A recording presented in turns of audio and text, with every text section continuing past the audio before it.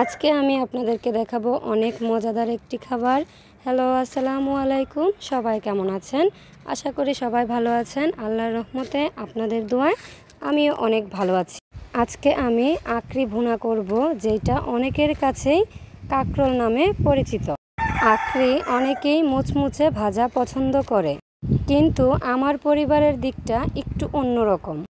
ওনারা সবাই হালকা নরম নরম থাকলে আঁকড়িটা খেতে পছন্দ করে। তাই আমি চিন্তা করলাম, যেহেতু আমি এইখানে রসুন বাটা অ্যাড করব না, আমি আঁকড়ি ভুনাটা পেঁয়াজ আর কাঁচামরিচ বাটা দিয়েই করতে বেশি পছন্দ করি। কারণ আমার কাছে মনে হয় এতে আঁকড়ি ভুনার টেস্ট অনেকটাই বেড়ে যায়। এর সাথে যদি একটু ঝাল হয় তাহলে খেতে আরও সুস্বাদু লাগে। এইটা অনেকেই পারে না, যেহেতু আমাদের বাসায় ছোট ছোট বাচ্চারা থাকে, যারা বড়দের মতো ঝাল খেতে পারে না। আমি যেইভাবে রান্না করেছি, একের পর এক প্রত্যেকটা নিয়ম আমার ভিডিওতে দেওয়া আছে।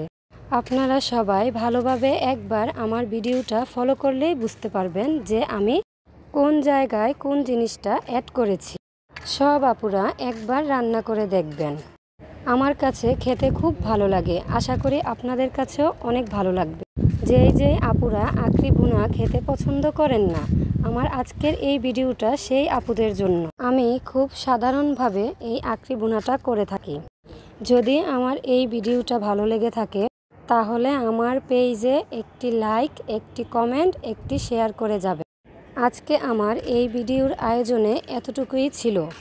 আপনারা সবাই ভালোভাবে একবার দেখে নেবেন। সবাই ভালো থাকেন, সুস্থ থাকেন। এর পাশাপাশি বেশি বেশি করে আমার ভিডিও দেখবেন আর আমার জন্য দোয়া করবেন। সবাইকে আসসালামু আলাইকুম।